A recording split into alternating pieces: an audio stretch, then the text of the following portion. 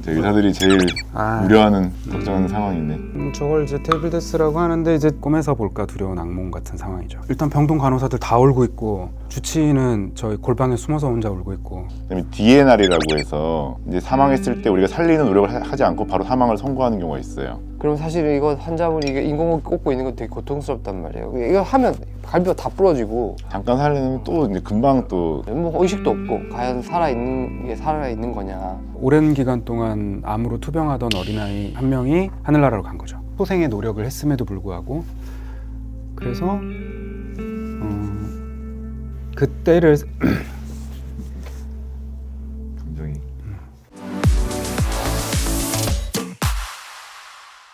마디마디 속 이야기 우리 동네 정형외과.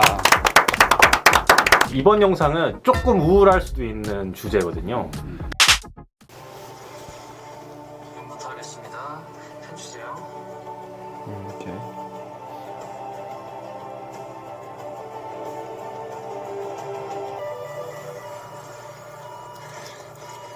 쌍꺼풀 하는데 피가 이렇게 나와. 양악하고. 양악이구나. 썩죠?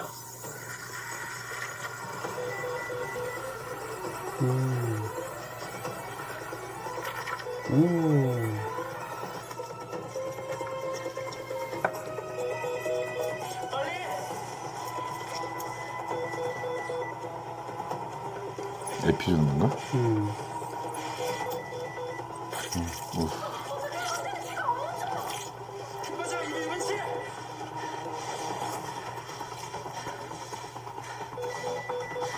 드라마틱한 상황인가?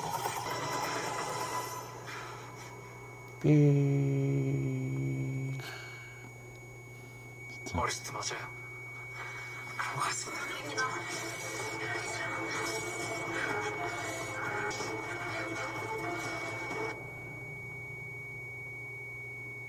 바로 저렇게 내놓고 수술. 이제 의사들이 제일 우려하는 걱정하는 상황이네.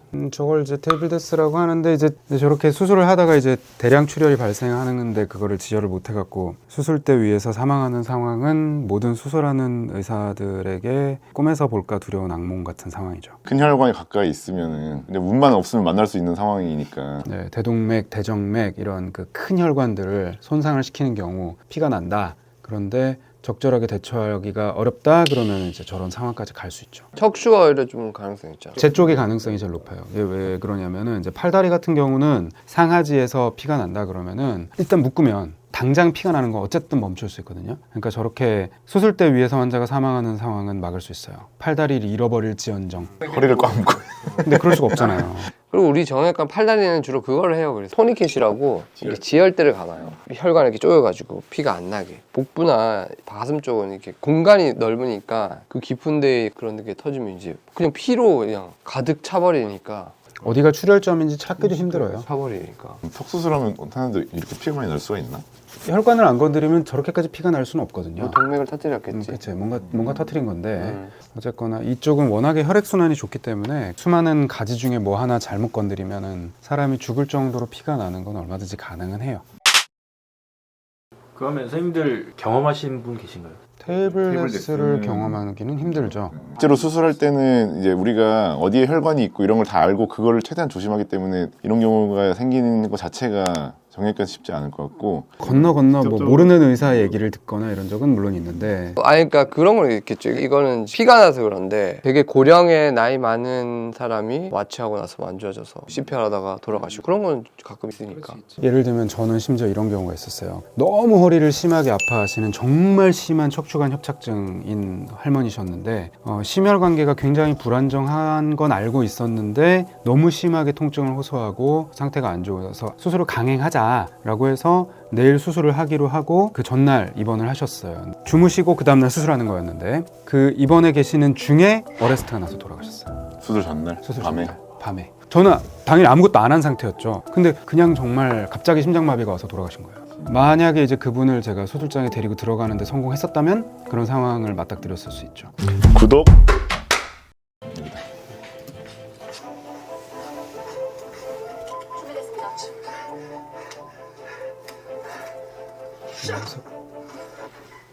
임산부에 제가 나와? 시즌 1에서 나왔었어. 강쌤,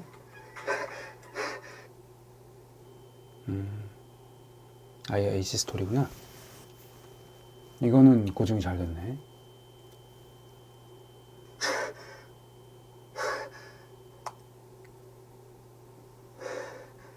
사망 선고하셔야죠. 지금 시각 21시 29분입니다. 아드님이 사망하셨습니다.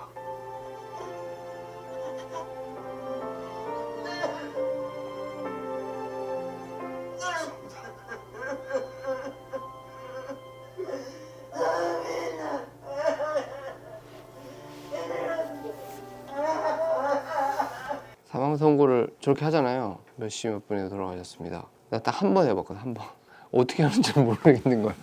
안 해보니까. 근데 저희는 생명을 다루는 과가 아니니까 이제 그런 경우가 좀 뭐 흔하진 않긴 해요. 인턴 때 이제 일산에 암센터라는 곳이 있는데 야간에 당직을 쓸 때 환자분이 이제 돌아가시는 경우가 종종 있는데 그다음에 DNR이라고 해서 이제 사망했을 때 우리가 살리는 노력을 하지 않고 바로 사망을 선고하는 경우가 있어요. 예. 소생 금지. 그러니까 이제 뭐 CPR을 한다거나 뭐 여러 가지 이제 처치를 하지 않고 사망 선고를 하게 돼 있어요. 그러니까 DNR 환자는 이미 다 동의가 돼 있는 동의가 돼 거니까. 있고 가족들도 그렇게 막 엄청 힘들어하지 않고 그걸 왜 하냐면 병원에 있는 환자를 죽어가면 살려야 되잖아요. 그러니까 막 아까처럼 CPR을 막 하고 살리면 또 인공호흡기 꽂고 뭐 이거를 반복하는 건데 거의 말기암에 소생을 시켜봤자 남은 기대 연명이 얼마 없고 그러면 사실 이거 환자분이 이게 인공호흡기 꽂고 있는 거 되게 고통스럽단 말이에요. 이거 하면 갈비가 다 부러지고 난리 나거든요. 예. 잠깐 살리면 또 이제 금방 또 다시 또 안 좋아질 게 뻔하니까. 그러면 또 이제 기도 삭관을 해가지고 이제 인공호흡기로 이제 연명을 하고 있는 거죠. 뭐 의식도 없고 과연 살아있는 게 살아있는 거냐. 그 사망 선고는 제가 제일 많이 해봤을 텐데 저는 이제 공중보건 의사로 있었을 때 지역사회 의료를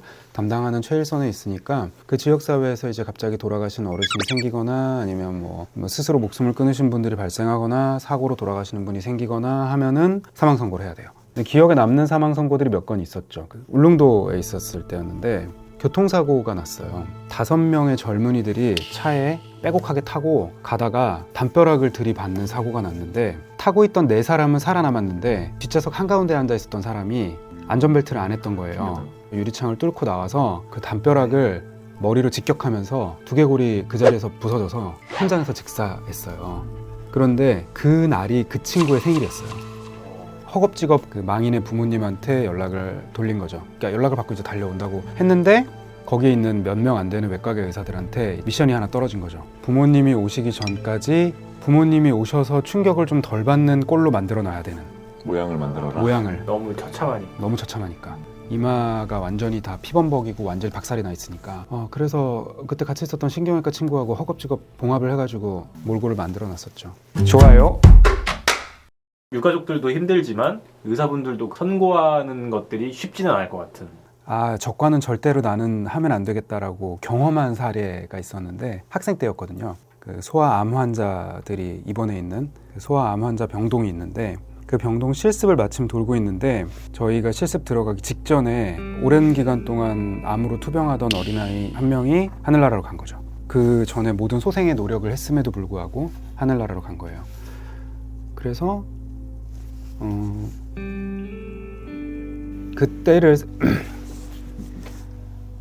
감정이